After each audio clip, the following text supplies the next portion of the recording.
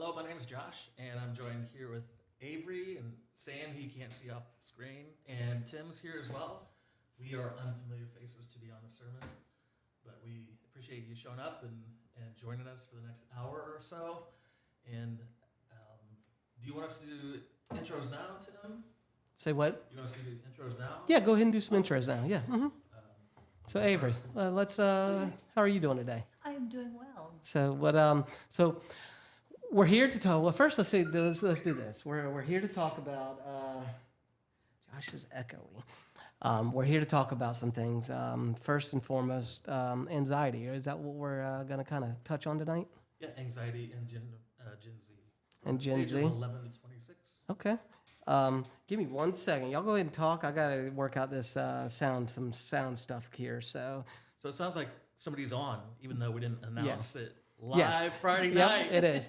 It is live Friday night, and this is a special one. Granted, there's some scheduling conflicts that we just had to work out. Whoever's here, we really appreciate you joining us tonight and just taking the time out. I feel like Josh and Avery are going to have some really good content that might kind of shine some light. It's gonna be new for me because and I'm just gonna sit back, listen. I'm gonna learn from you guys because the whole anxiety thing. I know it's a lot of stuff going on nowadays, and I think you guys are gonna shine some good information and also. Good. So Josh, Avery, and then we got Sam? another guest over Sam? here. How are you doing today, Sam? I'm good. How are You want to tell everybody hey? Hi. All right. Hey, Sam, thanks for coming. We really appreciate it. And I see you got your mom over there. So, hey, Mom, how you doing? Mom says hi. So, all right, Josh, do me a favor. Let's go ahead and let's jump into some other things. But can you please pray us out or pray us in? Yep, Yeah. pray us in on this. Yeah, let's pray. God, we thank you for this Friday night with schedule changes. I'm glad our schedules coordinated so we could be here to talk about this important subject of anxiety in Gen Z. We do pray as we look into this that the Spirit would work in the hearts of those listening. Maybe they have grandkids or kids who are going through difficult situations. May your Spirit work in them. May the peace of Jesus become a reality, even in the midst of anxiety. So we pray for the next hour or however long this conversation takes, and we put it into your hands. In Jesus' name, amen. Josh, if you do me a favor, could you bring the mic a little closer? Yes, I can. That's perfect right there. Did you know my first major was broadcasting? Okay, so then Yeah, I never took a single class in it because the program shut down before I got to it. a major in broadcasting. You got a good voice. You got a good voice. For broadcasting. Yeah, for broadcast. I mean, you got a face for TV though. Yes. you do. No, Yes, you you did. messed that up. No, I didn't. No, It's a I did face not. for radio. You have a face for TV. All right. All Well, right. thank you. So let's Is this better now? yeah, that is awesome. So let's talk about something. So I hear our local Smithfield High has busted out some great things, and you're going to touch on that. So let's hear it. Yeah, so we had an exciting day. I spent all afternoon texting with parents because I couldn't be at any of the games, but we had 3 Smithfield high school teams in the state semifinals in Spotsylvania. Am I saying that right? That sounds about right. Yeah. Spotsylvania. Spotsylvania. It's always funny. Yeah. But I Spotsylvania. think you're saying it right. So, ladies soccer, men's soccer, and boys baseball. Yeah, that's awesome. All were in the state semifinals today. And Game Changer was on my phone, and that's an app that you can follow the games in. But I've had so much fun watching, not the Royals. I think you guys have been playing with my Royals, the Kansas City Royals Major League Baseball team. They've been following them this season. Are you telling me we Beyond the Sermon has jinxed them? Is that what you're saying? No, they were terrible. We have dedicated them as our own personal team of Beyond the Sermon. That's a mistake.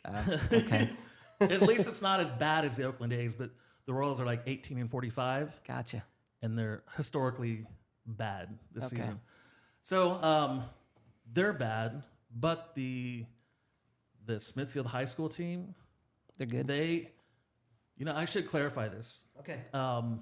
During the regular season, they had a 11-10 record. They're about a little over 500. And one of our high schoolers in Sunday school, who's not on the team, said, I can't say that. They're like, you guys were really bad this year. And it was so funny because he was being honest. It's like, you didn't have the greatest record, but they had like 7 one-run losses this year. But they made. Did they go on a hot streak? Because I'm not They sure. did. They went on a hot streak that got them What into counts? That's important. You get hot at the end of the year. That's There's that's a regional important. tournament. They won regionals last week. Sorry, it was amazing watching it. Then that put them in the state quarterfinals, and they just played that Tuesday or Thursday. It was amazing. I've never seen a dad smile so much. I Dad mean, named that's Morgan. yeah, So we had 3 of our teams in Spotsylvania today. that's Can awesome. I say their names here? I mean, you can say it now. I don't. Yeah. I don't, man. I mean, we say names on here all the time. So All right. Well, they are minors. But actually, first, Ty Hedgepath. yeah. He's on the news tonight. Okay, so I'll have that's to watch it fine. I later. mean, he's Yeah. fine. We can say his name. Ty then. Hedgepath is one of them. He's a junior in high school. He's grown up here. When I started in 2020, he was in 8th grade. Yeah, no, that's crazy. And then James Fitchett's a senior, and he's been pitching phenomenally. So James pitched the other day. He pitched like 5 innings, and then Ty pitched the last 2, and they won. And that's awesome. Morgan, he's just like, I will say we have just a smiles. considerable amount of Yeah. talent when it comes to sports, and especially in baseball from Smithfield Baptist. It's pretty impressive. yeah. So So they played today. They played in the semifinal against, I don't know who it was. does that mean they actually. go to regionals now, or is it state? No. So today they won 1-0. Okay. It was a 1-0 game. Ty pitched the last 2 innings. I could barely breathe. I mean, it was an intense last 2 innings. But they won today. That means they go to the state finals. Okay. They play in the championship. Girls soccer was in their semifinal today. They fell 2-0. Oh man. But the boys soccer team played today, and I don't know how to say this. Loudoun County. Loudoun Loudoun? County. You were right. Loudoun County. County? Yep, it's Loudoun. I'm not from Virginia. So Yeah, me neither. I couldn't be any help. I'm like, It's Loudoun. I don't know what it is. They played, I believe, 4 overtimes. It was Wow, still that's 0 a to lot. 0. Yes. Especially in soccer. And Luke Skinner is on that team. Okay, that's another one of our youth, one right? of our South Smithfield Baptist team. Okay. He tore his LCL Oh man. several weeks ago. He just got cleared To play? in the game. He had a small brace on. Hold on, he didn't kick the winning field goal, did he? You just called it field goal. I did. What is it? I'm a football guy. I would say you're not a soccer No, fan. I'm not. I did say field goal, didn't I? So it went to penalty kicks. Okay. And you know who scored the final penalty kick? Not To Skinner. give us a winner? Yep. Right. Luke Skinner. Luke Skinner. Yep. Nice. So it was a great day all around for our guys. And what's so cool is fall of 2021. Give a little hand to our youth. And also shout out to Steve Hedgepath. He's one of the coaches Okay. for the team. So you've had some proud parents this week. All right. So Avery, are you a sports fan? Are you a sports lady? Not sports that involve balls. No. I'm into different kinds of sports. Gotcha. Can you give us an example of a sport that doesn't use a ball? Yes, please. Archery. Okay, that makes sense. There you go. Are you a pretty good archer? Actually, I'm not into archery. Oh, That's okay. an example. If you don't mind. Sam, how about you? Are you into any sports? No, not really. No. Do you watch sports or anything? No. Gotcha.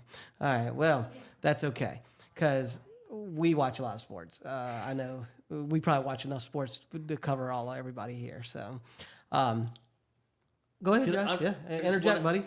Add one last thing. So those 3 guys I mentioned, James, Ty, and Luke. And then we used to have a high schooler named Peyton. He's now at Greenbrier Christian Academy. But in fall of 2021, the 4 of them met with me each Friday before school. We're talking like 6:30 in the morning at Hardee's to talk about how God can be glorified through sports, how we can worship God through sport. So it's kind of cool. Cool to see these 3 glorifying God through these games. So pretty cool day for me. That is awesome. I did actually shed some tears today, like proud uncle kind of moment. Uncle Josh. I don't know. That's That's awesome. kind of weird. I don't know. So let's jump into what we what we came here to talk about. And I know Sam was so gracious to come out here and to just kind of talk about this. And I'm gonna let Josh kind of take over this and just have you and Sam just chit chat and Avery just jump in, and I'll jump in if something comes up. But let's go ahead, Josh. Yeah, well, thanks for volunteering for this. First of all, he's not just here. He's actually said, "Hey, I'll do this because It's you important. do to him. experience, you do experience anxiety, right?" So I just wanted to start off with a conversation that I heard in the community. I was talking to a community leader. He's a business leader, and he was talking about some teenagers that work in his company. And he said, "Man, these kids that come to me, they talk about anxiety." And he said, "Until you run $1 million company, you really don't know what anxiety is." And so I hear stuff like this all the time. It could be bullying too. "Man, you should have been alive back in my day when they actually chased you down in the woods and beat you down. That's bullying." Well, so whether it's anxiety, bullying, all these issues, it's very common for older generations to dismiss what y'all are feeling. So I thought it was important for you to come just to share about your experience with anxiety, how that feels and stuff. So I would just start off, can you describe what it feels like? Describe for us and listeners what situations like make you anxious. Yeah, okay. One of the big situations that makes me anxious is anywhere in like this huge public setting, especially at like parties where it's all crowded and stuff. Ooh. Another one is where when I'm presenting, for example, if I like at school, if I have this huge like presentation, like in the middle of the presentation, I'm like, oh no, how is this gonna end? You know, it's very, very anxiety inducing there. Well, I can see that because most people have a lot of anxiety when it comes to presenting. Yeah. Public speaking is, I don't know, Josh. Okay, I know you public speak for a living, but did it take a minute to get over that hump of public speaking, or has it always come natural to you? For me, Okay. it's 100 times easier to speak in front of a crowd than a small setting. Okay. Like this. Really? There are only 5 of us. Yeah. 5 of us in here, Mm-hmm. or one-on-one. Yeah. The crowds are easy. Gotcha. That's just me. How about you? Is it because of the interaction? Because of more of the, like, when you're talking to a crowd, you're more of talking, but then when you're in a small group, there's kind of communication going 2 ways? Probably. Some of that's beforehand. We were talking about brain wiring and stuff like that. My brain is kind of like Doctor Strange. You know how he can go to all the different parallel universes and like see all the alternatives. So when I'm in a back and forth conversation like this, there's all this information out here. I'm going through and like, oh, this is the bet, and my brain is just on fire all of the time. So in crowds, it's very focused. But that's just for me. So sticking to the public speaking, Avery, how are you on public speaking when it comes to that? Are you comfortable? Does the anxiety go through the roof? I do get a little anxious before public speaking. You do? I'm not gonna lie. Well, I think a lot of people do. Yeah, I do. I don't have a problem public speaking if I know what I'm there for. Yeah. Don't put me on the spot. I'm not. don't So wanna- I actually had I had a job, and every meeting we would draw a topic out, and this was their way of training us to public speak. And you were in a room of about 20 to 30 people, and we would literally draw a topic out of the hat, know nothing about it, and you had to give just an ad lib. It was their way of, and then you got critique saying, "Oh, you said too many ums," or "Hey, you need to slow it down a little bit," or "Your hands weren't there," and that was fun. I mean, public speaking. I'm a talker anyway, as y'all said no, so I'll just Really? Yeah. talk. Yeah. So anyway, So is that Toastmasters? Just no, it wasn't Toastmasters, but I would love to get in Toastmasters, but just chapter of my life just doesn't allow me to, just because I got everything else going on. But yeah, I get it. so all right, you got any other questions for Sam? Yeah. So I'm curious, how you feeling now? Like Like just in here. anxiety wise, like I don't know. Like, Yeah. A 1 to scale 10. 1 to 1 to 10. Whoa. Oh, is that? Connected brain Oh, here. yeah, there you go. Yes. Yeah. I was about to say on a scale of 1 to 10, 1 being like totally chill, I'm good, to 10 like I'm ready to run out this brick wall. say like 8. Oh, jeez. Really? All right, Sam, we got to get you down, buddy. You're here to just have fun, man. It's a lot of fun. Just relax. You'll be all right. So we got to get him down by the end of this. We should okay? talk about gaming or coding. Okay, Because hold on. you just hacked something, right?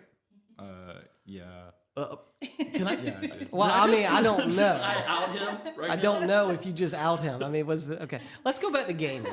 So, all right, Sam, I've dabbled in gaming and all. So, what game are you playing currently right now? I always like to ask gamers that. Like currently right now. Not right now, I but mean, but when you get home tonight, what game are you gonna play? I have no clue actually. I'll figure something out. All right. What was all right? Let's go this route. What was the last game you played? Last time I played, it was Super Mario Brothers 3 for the NES. Okay, you going some I just retro. want to point out that you said Super Mario Brothers, where I know a lot of people are calling it Bros. It is because if you look at the box, It's It's BROS. brothers. It is Brothers, It's but brothers. yeah. Thank you. This Yeah. generation says it's brothers. it is Brothers. This generation the original, does. The Yes, original generation yes. calls it So brothers. Super Mario Brothers 3, huh? Shout You out said to it right. Good VBS job. August 7th through 11th. We will have Mario, Luigi, and Peach present. Back to our Which one regular are you Plug, gonna schedule. you just plug something on my podcast. Is that cool?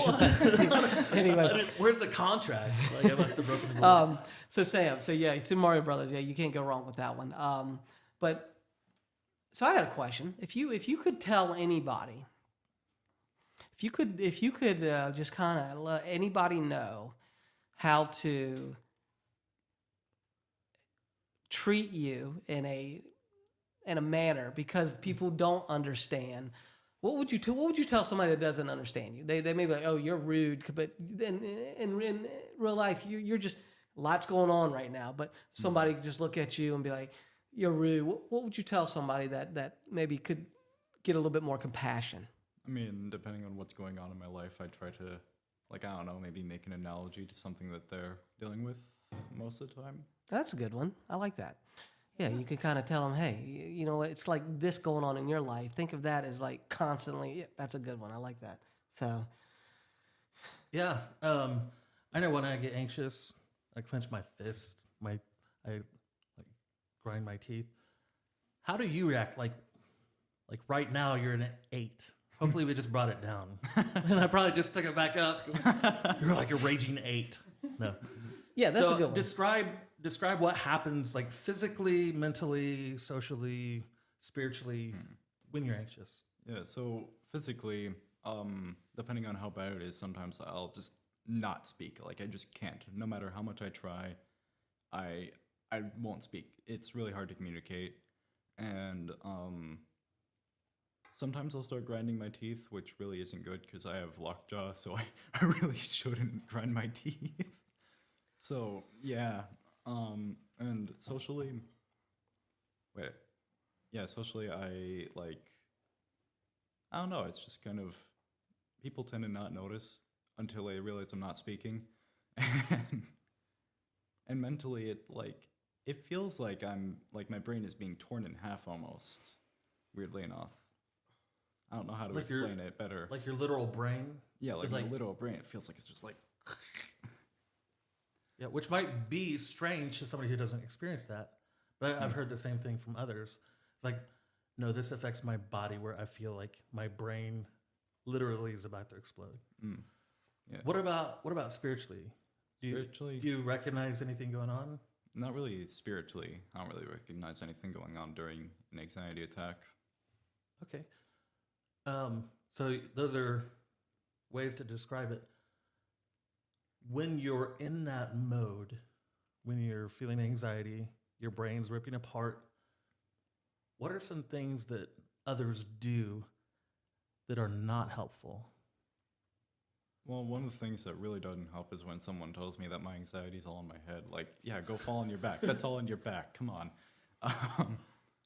Some other things is like trying to push me to go out into like a public setting, or yeah, those are two things that just really don't help that others do.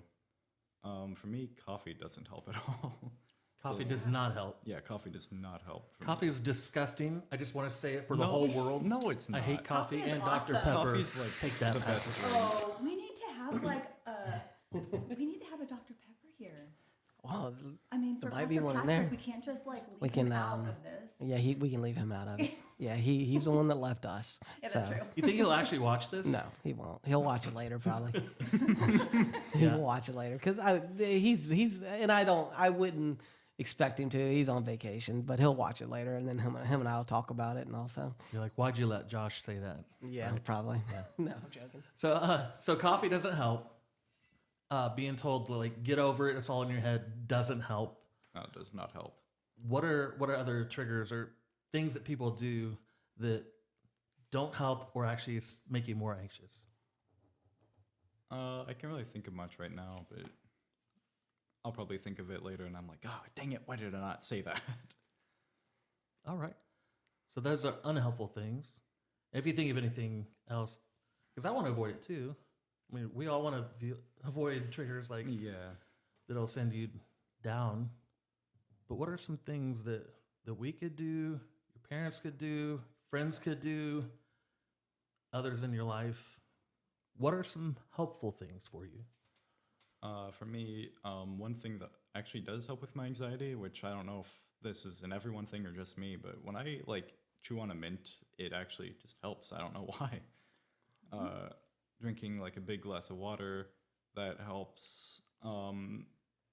If you see someone going through like an anxiety attack, asking if they're okay would probably help. They'll probably say yes, they're okay, but you know. So you said if somebody is going through anxiety, does that help you? If I notice you're grinding your teeth or something's just off, is it helpful for me to ask you, are you okay? I mean, Sam, are you okay? yeah. Yeah. So those are helpful things. Anything else that's super helpful? We got water, we got mint. What about Chick-fil-A watermelon mint? Okay. Yum. You hear about that? Awful. It's It sounds awful. Sounds I've been It's awful. awesome. That sounds Their awful. frosty lemonade's Chick-fil-A delicious. But does Yum. not make good food, so no, it wouldn't help. I knew that Sam didn't like Chick-fil-A, so I shouldn't have brought it up. But maybe the watermelon mint would help. So mint, water, just asking if you're okay. Are there activities that you do that like can take that anxiety down? For me, I mean, just kind of going into a more chilled out situation. Like if I'm going through an anxiety attack, if I'm in my house, I can go to my room, watch YouTube or whatever. That helps a lot. All right. Listening to music, that also helps. Are you an artist? Do you draw? Not really. Gotcha. Not. I don't really draw that much.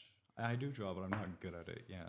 Do you journal or anything to write your thoughts down or keep a journal? I tried that, but then ended up forgetting about it. Gotcha. Well, anything else that we should know about your anxiety or your friends' experiences with anxiety? Not that I can think of. Okay. I really appreciate you sharing about it. So one last time, scale of 1 to 10, where are you at now? Don't worry, it's gone down to a 7.5. Oh, There we go. Yeah. 7.5. At least we Go dropped. right direction. Go so. team, yeah. At least we dropped. So, Sam, you're more welcome to hang out if you want to. I'm gonna I know you and Avery had some things y'all wanted to touch on, so I'm gonna let you go from there. Sam, do you want to hang out, or do you? What do you want to do? I guess I'll hang out. Yeah, hang out and then chime in. We want you to. You got anything to say? Yeah, just chime in. So, Yeah. Josh. Well, I know you got a dog sit tonight. I feel you because we're dog sitting as well. So Let's is double anybody- check. Youth Mom, group has all seen Is he this. good? Yeah, he can be here for another half hour. Okay. Yeah. Here's my dog bite. I know the whole youth group has seen it, but What did you do? I'm more of a cat person. Tried to separate our dog from another dog in a fight. So that's my fault, but yeah, I prefer cats. But we're dog sitting, and Trish is allergic to dogs, so I'm the one who's gonna have to do it. So I get it. So whenever you have to leave, you're free to leave. But pipe in. Just we're gonna talk about some stuff. All of us here, we're gonna talk about it. If you think, wow, that's a really older perspective. So I'm 46 years old, Gen X, the forgotten generation. So I have a certain perspective on things. I read a lot. I'm a doctoral student at Fuller Seminary. But if I share something, be like, well, that's not really accurate. I'm giving you permission, okay? See, I have your permission to call you old. All right, got it. Yes. No, somebody on Facebook actually. I'm not that old. Called I just me want to young. point that out. Well, no, I'm 40. I'll say it. I have no problem giving my age. I'm not gonna ask. I'm just a couple years younger than you. Yeah, There you you're old, so you're older than us. All right. So what do you got, buddy? All right. Well, in addition to the voices of teens, I thought it'd be great to have Avery here because she is a parent to like 1 million kids. A lot of kids. Yeah. 5, a lot right? Of them. Yes. So I thought, Avery, turn the mic a little bit towards you. Yeah, that'll work. Thanks. Okay. okay. So I wanted her perspective as a parent, but also she's at Liberty University. She's a student there. So I wanted both of those roles. So Yeah. Avery, I know you already said kind of who you were, but can you introduce yourself? Absolutely. More detail. All right. My name's Avery Pino. I am a student at Liberty University. I am studying clinical mental health counseling. So I'm a grad student, loving it. I am a mom to 5 kids. My age gap is it's a big age gap. Somebody was crazy. 4 is my youngest, and my oldest is 20. So yeah, That is. I have 4, 8, 11, 17, 20. My goodness. Yes. Yes. Yeah. So you Same mom, same dad. 5 kids. 5 So kids. you're busy at home. Yes. Not just with kids. You've also got some other creatures. Yeah, well, I'm a stay-at-home mom. I'm a full-time student. We homeschool all of our kids, and we live on a small farm. So I had to stop to come here tonight. We were doing farm work, doing mulch, and I have a goat that keeps getting out, so I had to leave the family behind to fix a fence because he keeps jumping the fence. I'm like, can we put him in the freezer? Okay. Wow, man. We're at that point right now. Don't mess with her. Yeah, right? don't mess with her. He's being a stinker. So what are you studying at Liberty? I am studying clinical mental health counseling. Okay. Is this first go around bachelor's? Are you going? So I did my undergrad. Okay. I did business behavioral science with minors in Christian counseling and psychology. Okay. And that was eye-opening to me, really, because during that time I was able to understand the Christian perspective of counseling, but then also I was able to see the gap that as a Christian counselor you can't fill. So I really started doing more research on psychology and praying about what route I was supposed to go, because I thought I was supposed to be like a lactation consultant and midwife for 20 years. And here I am back in school. I absolutely love it. And the Lord just led me down this path of clinical mental health counseling and opened my eyes to a population which is actually veterans and first responders that I desire to work with. So I'm working that direction. Pretty cool. Yeah, it's fun. So I'm gonna ask this. Yeah. I think you may have just answered it, but why did you choose this field? I didn't. I didn't. Okay. Okay, versus what? Versus lactation consultant, Yeah, because both are really yeah. good vocations. Mm-hmm. I didn't.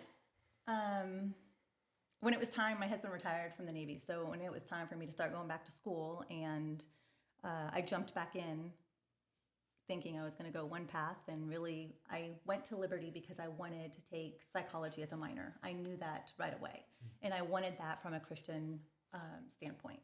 So I knew I would get that from Liberty. And that's really what was a springboard to opening my eyes. And it was really God. Like, it wasn't my decision. It was God that just said, this is where you're going. And I was obedient in my undergrad for every single course that I took, like literally class by class. If it wasn't, I just knew I was doing his will, like, because he was there. I felt him. So, and that's a big deal. I've been out of school for, my oldest is 20. I finished my associates when she was like 2. So I've been out of school for a very long time. So jumping back into school was kind of scary. Talk about Lots anxiety. have changed. Canvas wasn't around Didn't back exist. then. No. It didn't exist. So, are you familiar with Canvas? Yeah, I am. I got. Oh. Yep, we got Canvas. Kids use it. For real? Oh man, I thought we were just the smart ones. Nope. Everyone- No, I 'Cause we believe. use it in our I believe doctoral I believe the public schools use it. I'm pretty sure they did. So, but so Avery, so what's your end goal? My end goal is to be a licensed professional counselor, an LPC, working with veterans and first responders, specifically with PTSD, crisis, that whole. That's important. Yeah. Yeah, that's real important, especially with the veterans. And June is Yeah, it Right. is. What is June? PTSD Awareness It Month. is. I wasn't aware of that. Say I learned May something. was Mental Health Awareness Month, Okay. and June is PTSD Awareness Month. so you may see some posts on social media, and that's what it is. Yeah. So working with veterans and soldiers, hopefully around here, but God will take you wherever. I am praying for an internship right now in the VA. So I am ready to go into the mission field Nice. because I hear that's exactly what it is. Right. Well, that population will be adults. It will. If we could come back Yes. down to teenagers. Yes. Like I've got a Sam, couple of them too. You've got some kiddos. 2 of them, 3 of them actually would fall in Generation Z, which is ages 11 through 26. And so let's start with your study side, the mental health side. You're taking classes, you're reading books. What are you seeing in the literature Yeah. about anxiety in Generation Z? A lot actually. So, as the homeschool mom in me wants to define anxiety first. Yeah. So, I looked it up in the Oxford Dictionary. It is defined as a feeling of worry, nervousness, or unease, typically about an imminent event or something with an uncertain outcome.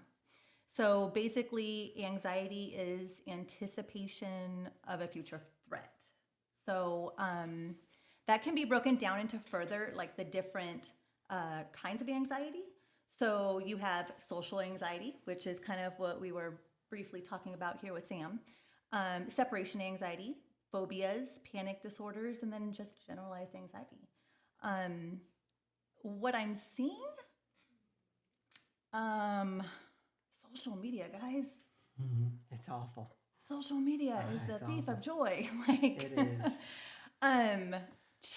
So there was a article that was published last year. Clinical Child Psychology and Psychiatry published it.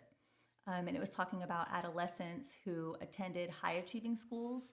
They're having more mental health problems than those attending regular schools. So there's social pressures, and I know I can kind of see that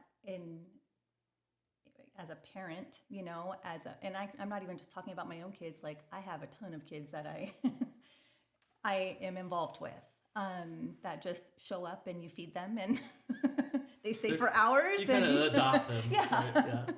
Well, if I could speak to that, Yeah. Chap Clark used to be the director of Fuller Youth Institute. Fuller Seminary is where I'm a student at, so I know Fuller's work a lot. He took a sabbatical of sorts, and he spent several months in a public high school doing research, doing research and then asking kids and finding out what the students do, kind of what they feel, what they're going through.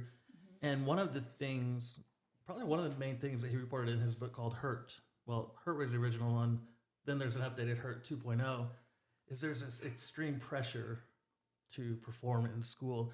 And he said virtually every student that he talked to cheated on their scores because they were so anxious about getting into the right college that they had to get perfect scores. So they all cheated. Even Where is that see- coming from? Is it coming from the household? I'm going to ask you first. Yeah, where do you think that's coming from? I mean, we all have That's ideas. interesting. I mean, Yeah. my gut level is actually twofold. One, that the house, you know, the parents have this expectation that your child's going to Yep. get in the right school, they're going to get the right job, get the right guy or girl. So I have not to stray, but just so I don't forget it, I got a question for you to go back to, you know. Yeah. Yeah. So hold on. So what do you know about CBT therapy for anxiety? Our son just did a 6-week session of it. Do you think it's helpful? He is diagnosed of general anxiety disorder. Is this, Cognitive CBT is cognitive behavioral. Yeah, I don't know. is this question texted in or? It was texted in, yes. Okay. Yes. Just- So sorry. I didn't come out. This is texted in by my wife. If this is like your, Yeah, I saw okay. him reading. Yeah. but So It looked like he was reading, but that is something. I mean, Elijah, he certain anxiety would just treat, but how do you feel about that? What do you know about that's it? great. It is. Yeah, that's one of the treatments that's being used for anxiety. Yeah, I think because anxiety is so broad, Yeah. you know, when you get down into, when you get down to the details of it, like there's so many different options and treatments, and you have to pull in. Sometimes it's comorbid with something else, so you might have, you know, in this generation too that we're talking about substance use. If there's a substance use, then sometimes anxiety comes with that because it just kind of. So he's ADHD, gifted with anxiety. So the kid is super, super smart. I mean, Josh can speak to. I have a marijuana. Oh, you do? Oh, I didn't know you had one. Sorry. Yeah, so y'all know that. well, since you're talking about, he's been our referee. If we provide a bulletin because it helps some of our kids regulate themselves, they Yeah. can see like right where we're at. Mm-hmm. Well, Elijah's our referee, so if we miss, Oh, he Some- loves Awesome. it's. if Yeah, we that's miss his the thing. bulletin, he's got a red card that he holds up. He Be will like, hold up, Hey, you missed. and he'll let you know, right? You missed testimony time. He And- stands That's up awesome. and shows us. Yeah. Yeah, he's a unique kid, and he's fun. But the anxiety does get a little carried away, especially if like a storm's coming. That's where it really, really kind of gets going for him. That's great that you guys are able to pinpoint Yeah. what, and that was something that I noticed when you were talking to Sam, that you were able to kind of pinpoint where it's coming from. And he doesn't like change. Like this Sunday, my wife's going somewhere, and so I have to bring him in. I can't send him to classes, and he's got to stay with me up in the sound booth, just because one, he's a lot more comfortable. I mean, it just changed for him his routine. It is, if you mess his routine up, it can be like full blown like crying tears, like this isn't right, and he'll tell you this is you go the wrong way to school. He's gonna you're not going the right way. This isn't the way you're supposed to go, and so. Well, props to you guys for like Yeah.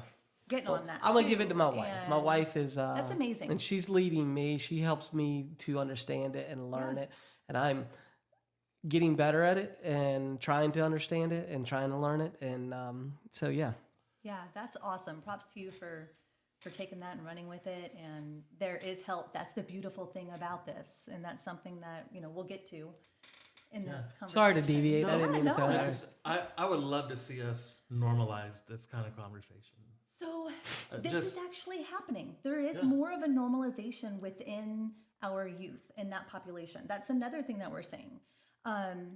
Talking about mental health, period, is very open. It's very, you can talk to any youth and they understand what mental health is. So it is becoming normalized. Now, how is it becoming normalized? Social media, really. Like a lot of these youth are on social media. Unfortunately, they're self-diagnosing too. But it's good. It's going in a good direction because people are becoming more aware of it.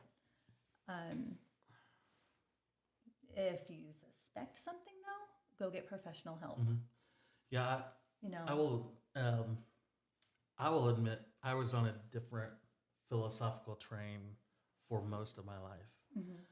Did you know that 48% of Americans, not Americans, 48% of Christians in America believe that for these mental health issues, anxiety, depression, grief, loss, just reading the Bible and prayer is good enough. wow. That has to change. That has Yeah. to. Yeah, that's Yeah. not true. It can include those things. It Yeah. should include those things. Yeah. too, yes. Spirituality is a pillar of healing.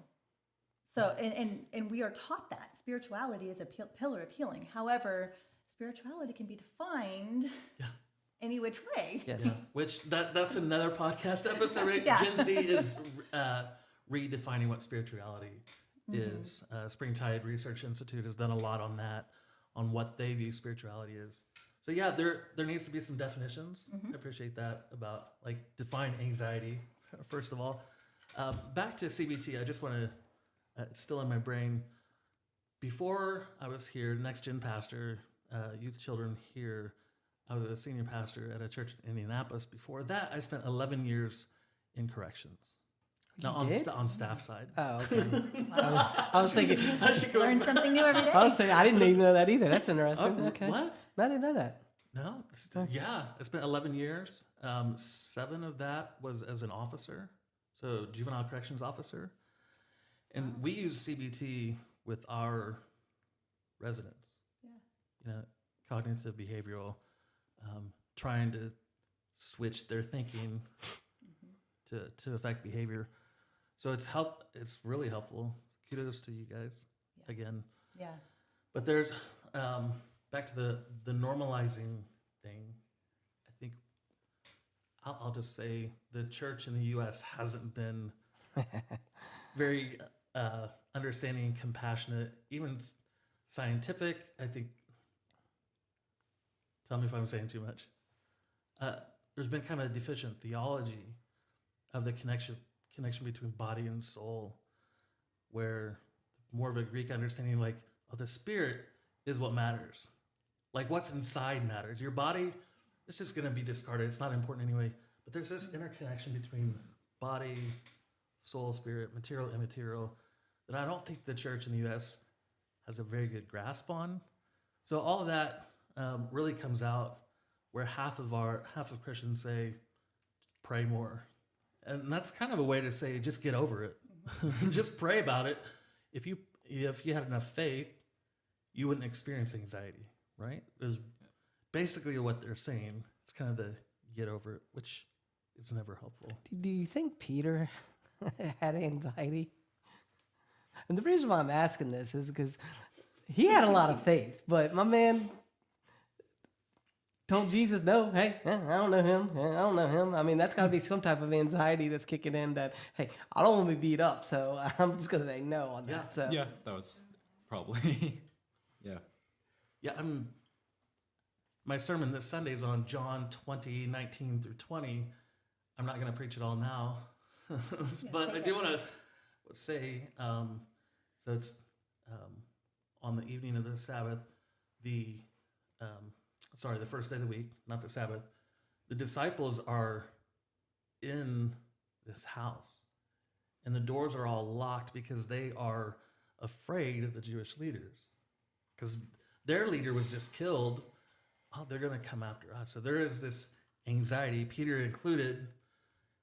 Well, then Jesus shows up, and it's crazy. It's a locked house, but Jesus shows up, says, look at my hands, look at my side.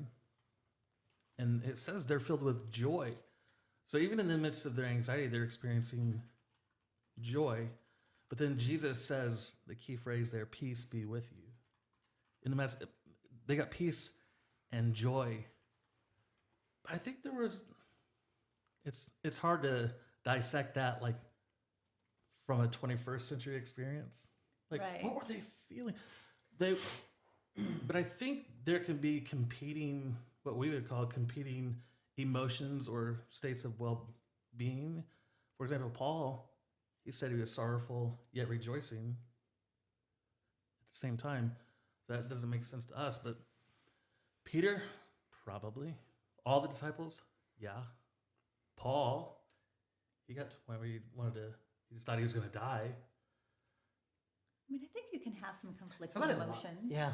That's normal. Like when somebody passes away, you know, you're going through grief, but Mhm. then you're also, there's joy because you know where they're at, Mhm. you know? So, I mean, I feel like there's conflicting emotions.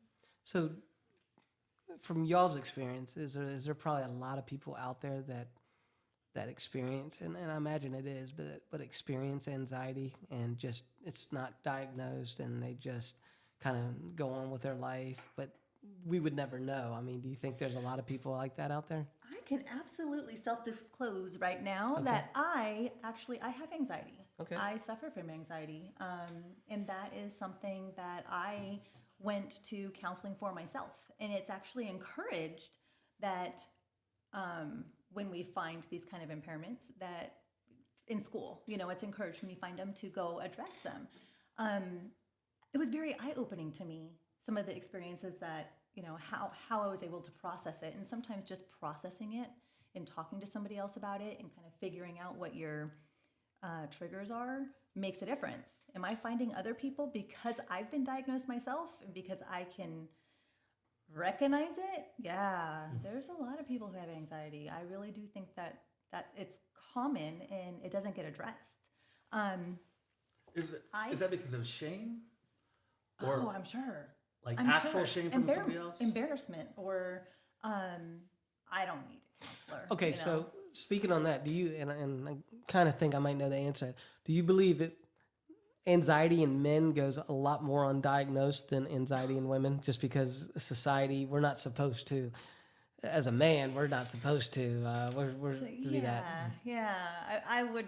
I mean, some of the things that I've read, I can tell you, do lean that way. I will say that more in the DSM guide, which is basically the Bible for diagnosing mental health diagnosis. Females are twice as likely as males to experience anxiety. So Max and I were actually, my husband, Max, and I were actually talking about this. I'm a student and I'm kind of a perfectionist, and he's like, 80%, Avery, 80%, just do 80%. And I'm like, no, I'm gonna give it my best. And he's like, okay, so you're gonna spend like 8 hours completing 20% when just you can basically submit it right now. Well, yeah, so of course I have more anxiety, but then doing some studies, a lot of men have more of that 80% mindset and let the rest of it just kind of go by the wayside. You know, they're not as, there's perfectionists. Why would you go to school for just 80%? That's why we're always But- in the doghouse then. That explains a lot because we're 80%. Women, they're the 100%. We're only I understand. I mean, I don't even remember where I read it, but it was something along the lines of men not like they'll do more, but they'll do more less, whereas women will do less more, if that makes sense. Like Go ahead. you're saying men wide but really Yes, shallow. right, Like jack of all trades kind of mindset. right, Really dabbling yeah. and Women kind women of focus on, focus. yeah. That makes sense. Makes sense. Well, real quick though, because I know the time's coming up. Sam, I know you're about to leave, but we want to. I always like to give my guests before they leave the last talk. Do you anything that you've heard us talk about in the last 5-10 minutes that you'd love to kind of just mention, or anything you want? It's all yours, buddy. Yeah, you said that somebody really doesn't like change and it gives them a lot of anxiety. I found that interesting because that's another thing that I just didn't think about in the moment. I really hate it when things change. It's like So you like it's your supposed to be routine. that way. You like Yeah. your. I understand that because, like I said, and who I was referring to was my son. He 7-year-old Elijah. You may or may not have seen him, but he does not like his routine interrupted. He's very routine, and we keep it on there. I mean, from the time he gets up, well, I mean, literally, we have a alarm clock for him to get up on because that just works for him. And I mean, Grant, we're telling him that he time to get up, but he gets his alarm clock. He gets his Cinnamon Toast Crunch cereal. I mean, and it's very routine. I mean, and we really do not try to deviate because it can cause some issues. But yeah, Sam, thank you. Yeah. You got anything else? Also, Pastor Josh, you said something about theology being wrong, such as like they have a bad, like someone has a bad theology on what like spirituality is or whatever. Yeah, the theology that you put on the table that was like said to be wrong is like just pray more. You say, yeah, that never worked.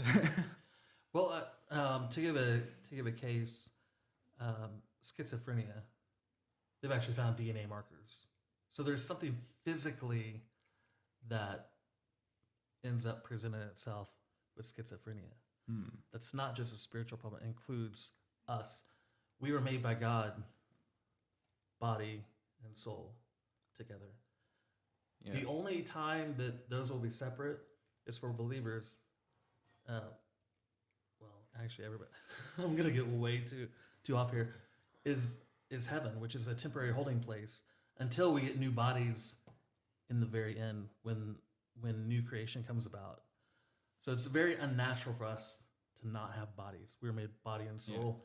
And I think the helpful thing about Christian psychology is that lens that, yeah, we can't just focus on all the spiritual disciplines. If you pray, if you read your Bible, if you serve, if you evangelize others, if you do all these spiritual things, it's going to help you, encourage you. So my wife corrected me. We do deviate. I want to ask you a question too, Sam, with this. So we do deviate from his routine, but she made it know that we have to give him a heads up first. Yeah. So if you, let's say something's going to change, if you're given a heads up, does that make it easier a little bit? Oh yeah, absolutely. So okay, so that's always something. So hey, for anybody that's out there that is experiencing anxiety, or you have somebody that you live with, and just know that, hey, give them a heads up if something's going to change. So, Yeah, that's great. I'm going to totally mess this quote up. Steve Gersovich is the head of Key Ministry, which helps churches in the area of disability. And when he talks about these areas where kids have trouble regulating themselves, executive function, like ADHD, Steve, I'm sorry if you're watching.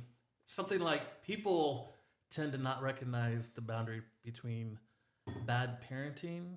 oh, without a doubt, yeah, that's and disability. You're true. It's like, and I've written about this in our newsletter a couple times because we've had.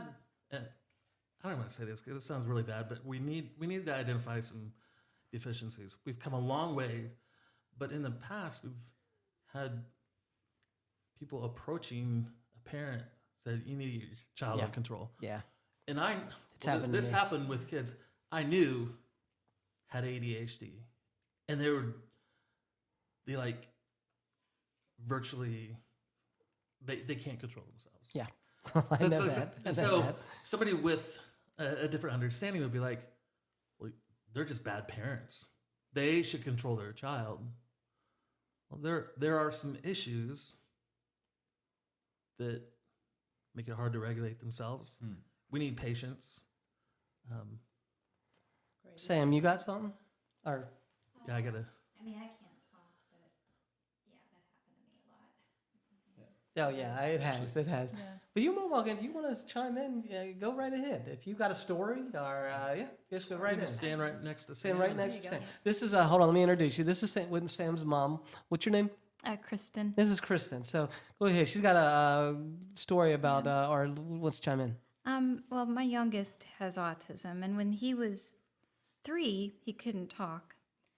And he didn't act like a 3-year-old. And so we were there were events that we would go to, and he would try to cut in line, and I would try to stop him. And other parents would say to their 3-year-olds, that little boy doesn't have any manners. His parents didn't teach him right. And I remember it was just, it just put me in tears because they didn't understand. And I kept thinking, I just need some grace. I just kept praying, oh Lord, I just need some grace.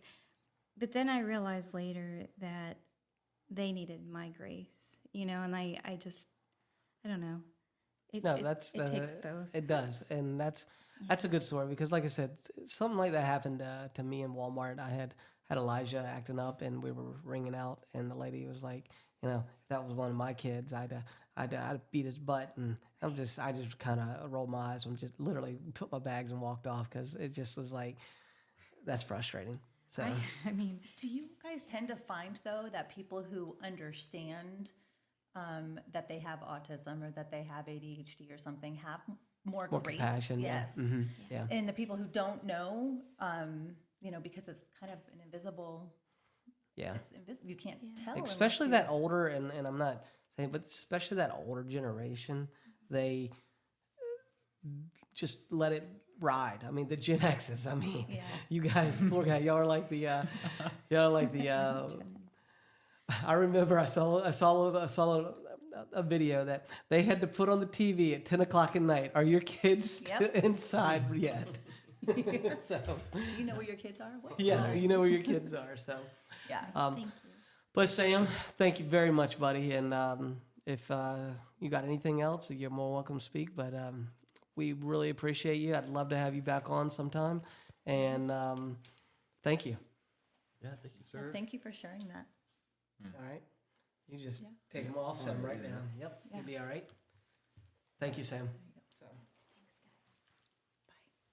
Just really quickly. yep, go ahead. Sorry, guys, we're just making a little transition. You'll have to watch the rest of it because I actually wanted to address something he just said. He's talking about this deficient theology, and I think in our Western society, for thousands of years, we have this idea of a perfect human. Like, what does that look like? Whether it's height, weight, build, but also within each culture, like this is how everyone should act. And we Yeah. don't allow for the 7-year-old with ADHD to have meltdowns. Like, no, you shouldn't act like that. And I think for people who have that should mindset, they just won't see it. And I hope we can break that. I believe we're getting there. I mean, we got work to do, but like Avery said, I believe we are getting there. We've come a long way. I think the more awareness that you bring to something, the more that people are, like I've mentioned, they show more compassion and they're more, they extend grace. However, you're going to find that line of people that are questioning, like,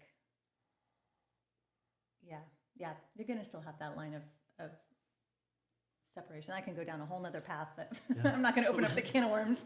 We could, so yeah, awareness is key. So Ted Lasso, the first and second season focused a lot on mental health, bringing it, like it really brought it out. But then just having people talk about it, I appreciate your talking about your own anxiety. Yeah, absolutely. Self-disclosure, I get my results for my psych eval 1 week from today.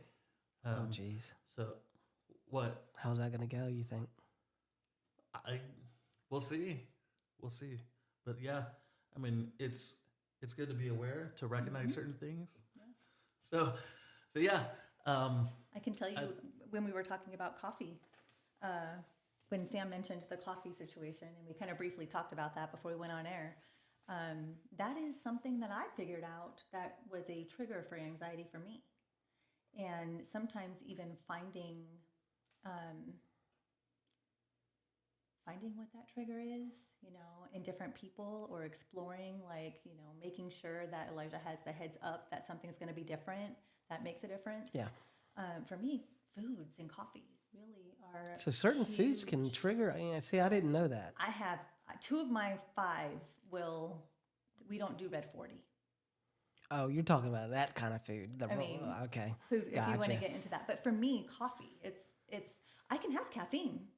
That doesn't bother me. What about just like black coffee, or is that even putting stuff in it? Yeah. Okay.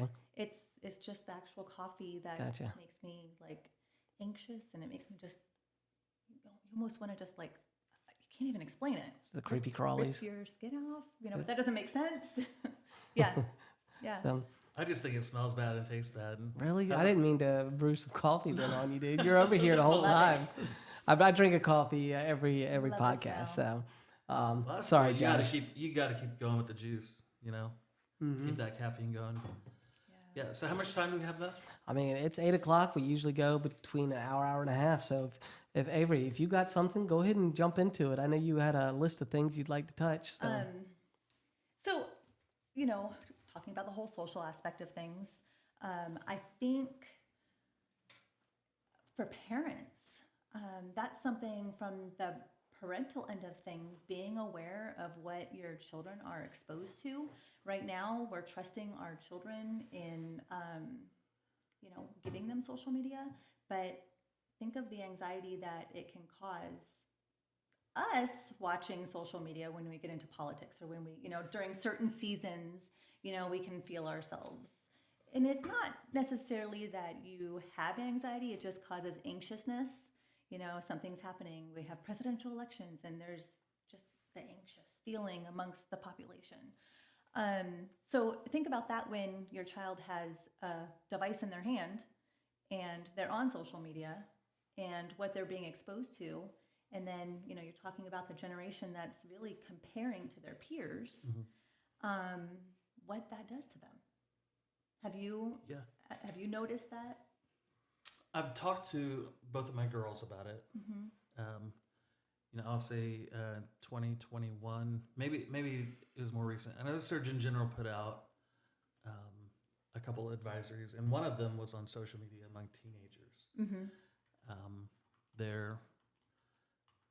There's plenty of research, and you don't even have to dig very deeply to show that they will see what Instagram wants them to see, TikTok wants them to see. So it's not like just this neutral playing ground where, I'm just like scrolling through. No, like you're being fed a certain algorithm. Yep. And, the Surgeon General had an advisory just on that. So that's definitely one big factor that we didn't have to deal with. And growing up, that wasn't, we had dial-up, so you didn't really get, you couldn't get anywhere fast. No. It took forever.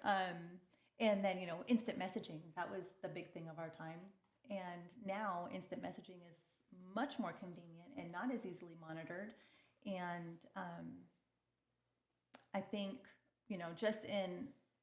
from what I'm reading, from what I'm seeing, a lot of the culture within this generation is comparison, making, people are claiming anxiety and depression, which, if you have been diagnosed, that's great. But some of them are, I know of some people who are like self-diagnosing because of what they're seeing on social media. So that exposure on one hand is fantastic because people are aware of mental health concerns, but then on the other hand, it can also be detrimental because they're self-diagnosing, not getting treated, and that can just pull you down in a different direction. Yeah, they're self-diagnosing. They're also seeing the reactions, the likes, or And that feeds. I was gonna say retweet. They're not doing Twitter. that's old Here's people one that stuff. here's one I just looked up. Was I see over there on AI, stop. ChatGPT. I use it. It's awesome. fear. I was I like, how never long do used it. Fear of missing out. amazing. So fear of FOMO. missing out. FOMO. That I never thought about that, but that is a huge issue because, I mean, it makes sense because it goes back to the whole, oh, they got it first, I didn't type thing. So FOMO, y'all know about that. I'll let y'all speak to that one. I actually believe that when we talk about social media among teens, we're really describing ourselves too. I think we have FOMO, like, oh, I got to get that notification. No? No, dude, I could care less. I don't care. Anybody I don't else? care. It's there. The main reason I have mine is because I have to use it to launch the Smithfields thing. I probably wouldn't have it. Social media is, and that's not a huge issue for me, but I understand the aspects from other people, though. So you also have younger children. Yeah, but good luck on letting So, my wife's already. As the kids got older and started being around other kids and other kids started posting things, being on social media is a little more, especially I have a college age student now. I have two. All right, so let me college-age ask you students. this: how do you monitor the kids that it's in your household on social media? Oh, that's my husband's. That's a question for him. He's the Yeah. tech guy, so That's the yeah. question for him. All right, but you guys does. y'all do have access to all their social media. yeah. Okay, Yeah, he monitors. He does. Yes. Mm-hmm. that's good. Now, is there an age limit in the house, or is it That's more of a interesting. maturity? That's interesting that you asked that because, as parents, we've learned things Yes. that if we can turn back time, we would do things different. And just in now, what I know about social media, what I've seen a lot of kids go through with social media, our 11-year-old's looking for a phone. Like she's Yeah, my begging 11-year-old and too. itching for a phone. And we're like, nope, Yeah, nope. yeah, it's not happening. And when it does happen, it's going to be a stupid phone. That's true. We're talking about getting that. I can't let that share reference go by. If I could turn Yeah. back time, Oh my if I gosh! could find a way. Hey, stop! You're gonna get me a copyright strike. Aren't you allowed like 5 seconds? I don't know, but I've seen people get copyright strikes for just singing the song. So, Hopefully, I was off key. man. All right. All right. Anyway, so Causing problems. who's next in line for a phone though? Is it your 11-year-old? It is. Now, would you say that? And I don't know her right off that, but would you say she's going to be a little longer probably than what the other two got? I mean, Oh, it's going to be a while before gonna she be a gets one. Yeah. I don't know. How old were your other ones? Gosh, you're asking me questions I don't know. I'm sorry. I'm They trying were to just get an older. idea. They were older than she is. Gotcha. Yeah. Okay. They were. I think my oldest may have been like when we were leaving her home by herself. So I worked in the school system, and I'd walk into an elementary school, and I'd see kindergartners, first graders with smartphones. Well, Avery and I served in Yeah. the same Awana club, Sparks. yeah. And I don't know how old. Yeah, so we're talking kindergarten, first, second graders Yeah. with their phone. Yeah. Like, buddy, you need to Put it you need to away. put that out. That's Yeah. funny. Yeah. So yeah, my doctoral program at Fuller, we gather once a year for 5 days. I would say the most liveliest, whatever it is, in the class was on social media. Because we actually read a couple different books. One was Tech Wise, I'll go ahead and mention it. And it said no screens whatsoever until they're 10 years old. So no TVs, no phones, no nothing, no iPads. But then some other books pointed out there can be useful ways of training them to use those. Yeah. So And I think we never had a class or anything. This is all new even to us. Like 2008 is when it came out, right? 15 years. We're trying to figure out. Yeah. Went out for Mexican the other night at Jalapenos. There was a table with that is 6 the grown worst place. dudes Can we talk about another on their. Mexican food? We'll talk to you about Mexican food. That's not a place to go. We got some good Mexican food. Taco places. Bell? No. No. So my point is, there was these Don't 6 go adult guys sitting around a table all on their phones. Yeah. Well, we normally say, man, look at all these kids with their phones, and you got adults. I know I think I have more screen time. Well, no, I don't know. I don't know who has the most screen time in our family. I have a lot of screen time. And adults are still trying to figure this out. How in the world can we train our kids? And that is probably, if we do another podcast episode, So maybe we could talk about social media. Yeah, that would be great. I think a lot of people will go to screen time to disassociate too. Yes, just to Uh-huh. escape. Mm-hmm. So you get escapism. Yeah. So I did ask both of my daughters if I could talk about them. Elisa was comfortable with it. I will say she experiences anxiety like off the charts. She's autism level 1, and autism usually includes anxiety/depression. She hates being around people, like whether it's something sensory, like here in the South, everybody likes to hug and like be really close. It's super weird for somebody from the Midwest. Like, what in the world? Bless your heart. Yeah. It's like, ugh. Even for me, but for Elisa, it's super tough being around people, smells, sounds. Like if there's no fluorescent lights in this I was room, gonna but say Oh, I'd lighting, turn 'em off. Lighting. but Yeah. but if she can hear a buzz, like we go Food Lion, she gets out of the car. I mean, she can hear those lights in a painful way, and so often social environments are really tough for her. And there have been seasons if she did not have her phone, she wouldn't have any like friends because all of her friends are through the phone.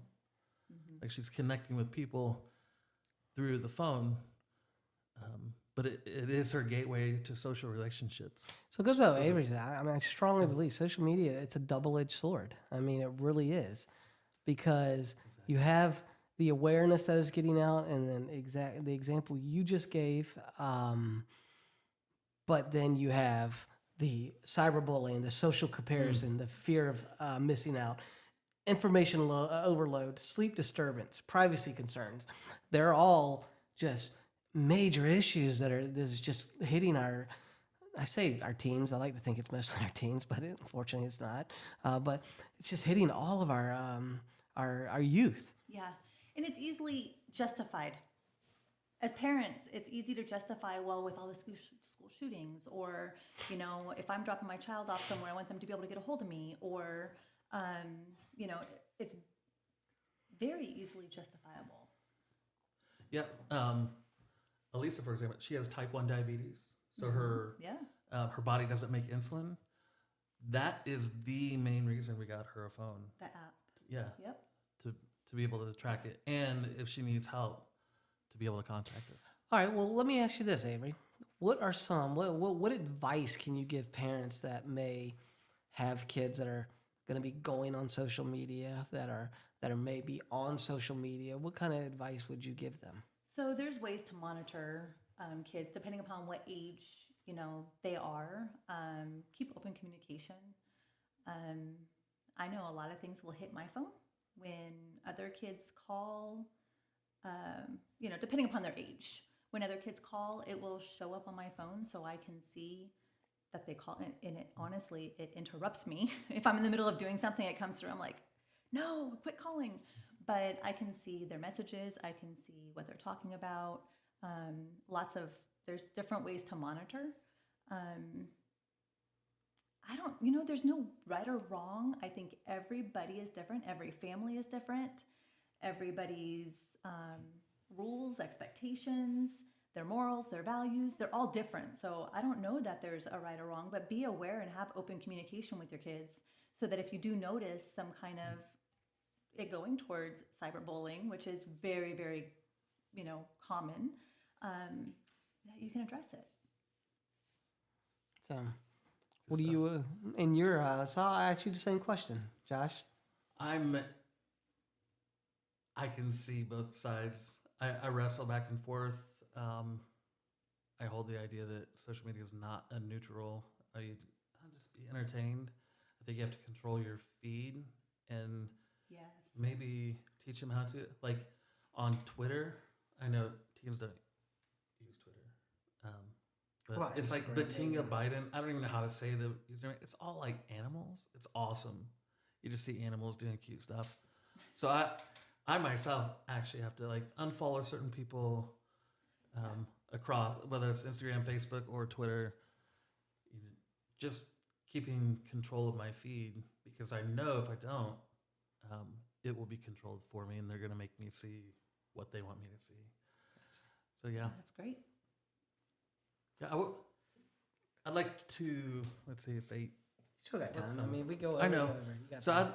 I'd actually like to circle back around to like anxiety and like end with some helpful things. Yeah, because Good idea. there are a lot of parents dealing with this. What do I do? And so, I'm just gonna list 3 things that I think are helpful, and we'll just go from there. First one is to summarize everything. Our kids are going through anxiety. We can't dismiss that. We just had Sam here, and his story is multiplied thousands upon thousands. Surgeon General, so he did say social media. That's actually the first one he listed. I'm reading off this, the 2021 Public Health Advisory on youth mental health, the negative effects of social media, increased academic pressure, which we mentioned already, Yep. childhood trauma and other traumatic experiences, alcohol and substance abuse, Yep. mentioned that among teens and young adults, and then societal issues like income inequality, racism, gun violence, climate change. So it's not like you fix one thing and it's like everybody's great. Mental health is fixed. There's all these different factors, both external and then different disorders going on. So I think our response to that as followers of Jesus is to take his example where he showed compassion on others and to show that same patience and understanding, compassion for our teens.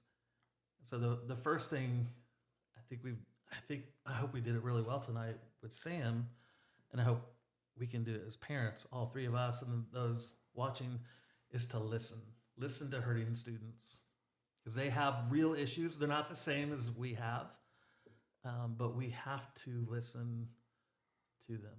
So that's step 1. And make sure that they know that they're being heard too. Yep. That's a good point. I've heard it said, to be heard is to be loved. It's like, I don't care if you fix it. Just hear me, like what I'm going through.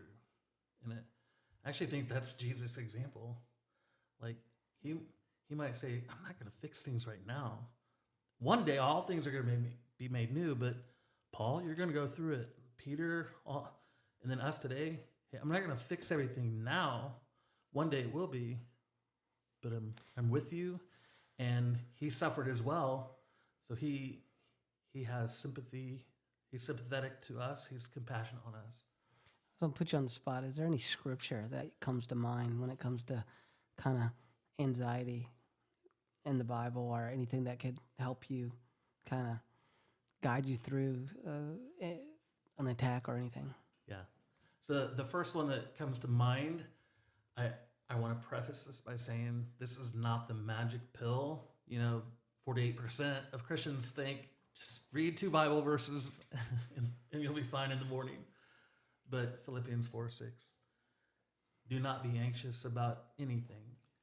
Yeah, that's a good one. And I actually did a word study, like, it's the same thing in Greek, and it is. It's future, worrying about the future, basically. Do not be anxious about anything, but in everything, by prayer and petition, with thanksgiving, present your request to God. It's important to note, the next verse doesn't say, then everything will be okay. Your world will be great. What does it promise in the next verse? I don't know. You got to tell me. And the peace of God, which transcends all understanding, will guard your hearts and minds in Christ Jesus. Okay. So we're promised peace, but we're not promised the solution. So yeah, don't be anxious about anything. Present your request before God. Talk to God about it. Present it before him, but you're not promised that those problems will vanish. You're promised peace. And that's where the other 50% comes in, right? Yeah. So at the same time, the peace of God comes to us, but maybe also it's talking to a therapist. It's seeking solutions. And I think, yes, go to Jesus. But there are other strategies that can be helpful. And we have to legitimize those. Say, these are helpful things. And I know I used to be part of a biblical framework and community that said the pastor should do all of the counseling. And we'll not go there because we just won't. I have a lot of friends still in that camp. We had a lot of pushback. Our girls both got evaluations about a year and a half ago for different things. And our longtime friends really questioned our parenting and our faith. Like, the Bible has everything you need for life and godliness, which is the key. Anyway, I said I wasn't going to go there, so we won't. But we need to recognize that there are things that we can do in addition to bringing our problems to God. Therapy. And that's why it's important to go to get professional help too, because, as a Christian counselor, you can give that perspective, the biblical worldview perspective. But if there's something clinically wrong, and as an LPC, we kind of look at it holistically. There's different people in the mental health profession, but, I am being trained to look at it holistically. So it could be, there's several different angles that you can look at it from, but there's a clinical aspect of it that can't be addressed with just Scripture. Scripture is part of healing. It's needed for healing for people who have that spiritual level of connection, but it's not, you can't expect somebody who, it's important to be a Christian counselor. I can say that. It's important to have a counselor who is trained, a trained clinician who is also Christian, because they will be able to tap in on both resources for healing. That makes sense. To give one story, I won't say his name, but there was a gentleman back in Indianapolis who had gone to a certain ministry in Indianapolis. I will not say their name, though I despise their work. Oh my goodness. Okay. With a passion. Well, this gentleman had suicidal tendencies. Well, the Bible, the prayer, journal, like all these spiritual things. Do you think that helped him? No. One of the most helpful things was me playing ping pong with him and just talking. Yeah. And no names. Hey, when's the last time you saw your therapist? Oh, it's been. Schedule an appointment. It's okay to have like regular check-ins too. Yeah. Yeah. And it's not scary. I'll say, I've been in therapy. It's just like everybody needs somebody to talk to. The Surgeon General also says that loneliness is an epidemic. So if you don't have anybody to talk to, even if you have to pay for it, Ted Lasso did deal with that with Dr. Sharon. It's like, even if they're paid, talking with somebody can be helpful. And they do have those resources. Yeah. Well, it helps you process through things. I know sometimes I talk to a friend that, I go through a situation and just processing that processing it with a friend makes a huge difference. And sometimes I'm like, oh, okay. When you hear yourself say something, you're like, What in the sounds world? stupid. Yeah. Well, we're not designed to be alone, for one. So Right. to have somebody, Relationship. it's important to have anybody that you could talk to, that you trust and you feel comfortable with. So you're absolutely right. So two things. These all start with L. Listen to hurting students, legitimize helpful strategies, and the last one is launch healthy supports. This may or may not be an article for Key Ministry soon, but so here this month last month too, we've been putting out resources for parents of our youth here. Maybe too many. I feel like I'm sending out stuff all the time, but just to let parents know there's help out there. If there's a crisis situation, 988 is the number they need to know. 911 if their teens actively trying to hurt themselves, or somebody else, 911. But if it's not life-threatening, but they're thinking about suicide, about harming themselves, killing themselves, 988. They can talk to somebody. There's even some other texting options. But there are helps out there. There are supports. I'm going to list some. I just have them written out here. One is self-care. Yeah, absolutely. And self-care looks different for everybody. Self-care, I was just talking to my husband about that this morning, actually. What- Self-care for him is being in the middle of the forest, or The going king out of the and forest. sitting on the dock, that's self-care.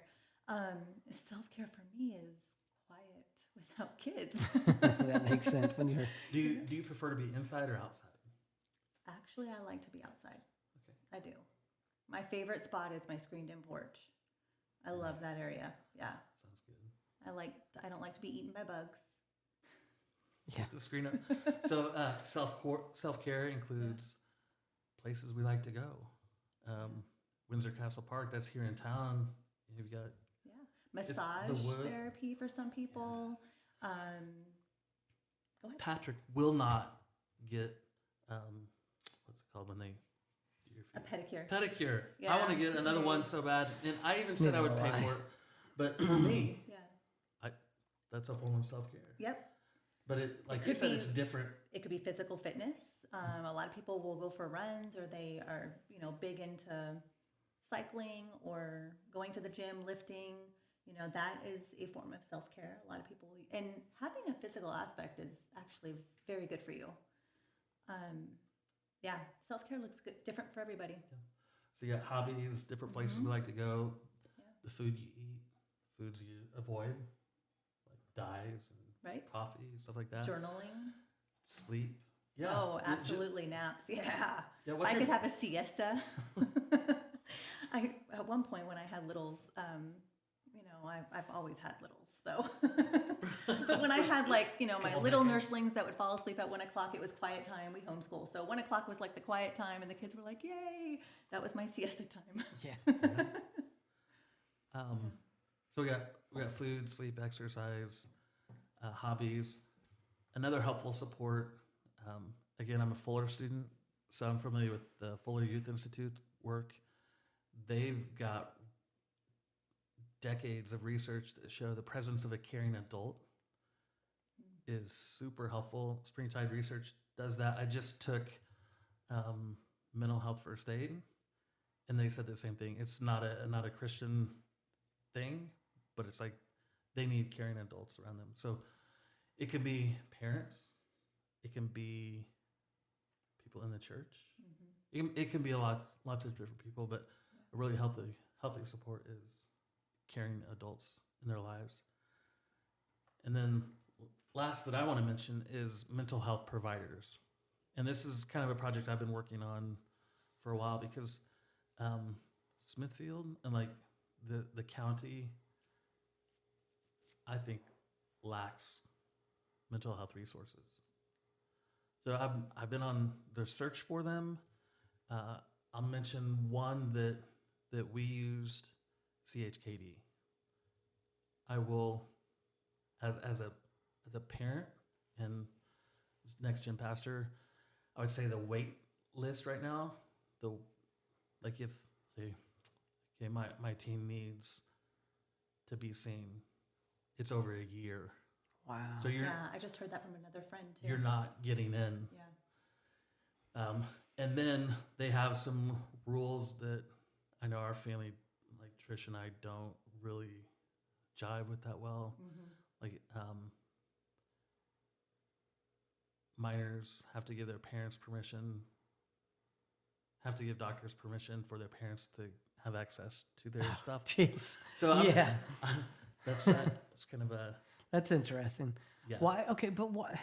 Just real quick, without going crazy on that, why in the mental health industry is that taken? But go to the pediatrician, it's not. We could. All Can we right. not go there? Okay. Yeah, All that's right. Okay. Oh So my goodness! well- I think we're all thinking the same Yeah. thing. We are. But I will say, one organization that we've used is Genesis Counseling. They have Chesapeake, Newport News, Portsmouth, and Norfolk locations. Would you also, and I don't know if you'd throw this out here, give the church's number, just put it in the video and say, hey, if you need help looking for something, you can reach out to Josh personally, and you will kind of guide them. So if you want Yeah. to plug that. Well, I do want to plug another pastor in the area. Okay. I know it's not us, but Healing Waters Yeah. Worship Center, William McCarty. Yep. He's also a county supervisor, which he is. He and his wife both provide counseling, and they have the credentials Okay. to be able to do that. And I just want to give a shout out to him and his wife. They do counseling. Infinity is one that is new to me. They are on Church Street here in Smithfield.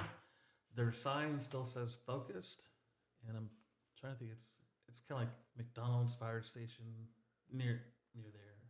It's in the same shopping center as Papa John's. No, No? It's before you get to Papa John's. Like if you're going from downtown, it's like There's another Infinity. it looks like a nothing building. Okay. But there are like 7 occupants in that building. Gotcha. Is it like right by the bank? Yeah, it's like Smithfield across. Boulevard, I think so. the bank, yeah. Gotcha. Yeah. So that's in. They're called Infinity now. If somebody had to search for them, Infinity. So Genesis Counseling, Infinity, Healing Waters, William McCarty, CHKD. Just understanding you'll be waiting forever, and some parents might want to have more access than that hospital provides. Gotcha. And then yes, like you said, if you need help just finding. What's the other one? I'd like to throw another into that as well. Smithfield Christian Counseling, which is on Main Street, and Stepping Stones. And Stepping Stones is in Franklin. There's one in Franklin, and there's one in Churchland. So it's a little further, but we do have a lot of resources. There's one in Suffolk that I reached out to called Wishing Well. Terrence Trent Darby. Wishing Well. Do you guys know this? No. Okay. So Wishing Well is one that's about 35 minutes. It's in Old Suffolk. But there are some options close to home. Excuse me. If you need help finding them, just reach out to. Did you want me to say the name?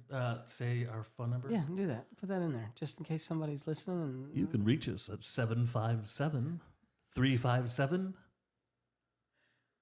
Oh, Oh really? my gosh. Oh, Oh, just 2536. Give, That's just give your correct. cell number. Okay. Like, it's 5 squared, 6 squared. There you go. All right. Yeah, 2536. Well, we're getting to the end here, Yep. so I wanted to give Avery the last. It's all you. Whatever you want to touch base. Maybe you missed something, or if you really want to just give one last monologue, go right ahead. It's all yours. If you suffer from anxiety yourself, or you have a family member that suffers from anxiety, or a child, there is help. Absolutely. There are ways to get help, and there are treatments that are available. There's, different types of treatments, and there are professionals that would love to help, really, for you to have a better quality of life and better, enjoy things without having to suffer from anxiety. So reach out. It does make a difference. Sometimes just those small things, like in my case, coffee, and just the CBT, or different ways of doing things makes a huge difference. So yeah, awareness is great. That's one part of it. The second part of it is reaching out and getting help. Gotcha. Well, Well said. Josh, you got anything else? That's good. Well, can you do me a great favor? Could you pray us out, and we will call it a night. I really appreciate everybody that tuned in, and then anybody that's going to watch it later. I just want to let you know, if you are watching this on Sunday, you've already probably noticed it's not live. We will be back on regular schedule come next Sunday. That will be June. That will be Father's Day, and we're putting together a special show on that one. So please tune in on that at 8 o'clock. But other than that, again, thank you very much. And Josh, could you pray us out? Yeah. Thank you. Right. God, we thank you for just these individuals in the room who have shared. Thank you for Avery's just experience and her knowledge and her willingness to be vulnerable and share her own story. Thank you for Sam, and thank you for his mom. Thank you for Tim leading this conversation and hosting this. And God, for anybody else who's listening right now, who's watching, God, let them know that there's no shame, no embarrassment to say that something's broken. Maybe something we feel that's broken, or something others say about us that might be a little off. Help us to be open to seeking counsel from somebody, seeking maybe even treatment. But God, guide us. Help us to a flourishing life, a life of peace with Christ. And God, may this discussion just spur on some godly thoughts about who you made us to be, body and soul together, meant to glorify you. And we pray that this conversation has glorified you. In Jesus' name, amen. Thank you very much. And everybody have a wonderful evening, and we will see you guys soon. Thank you.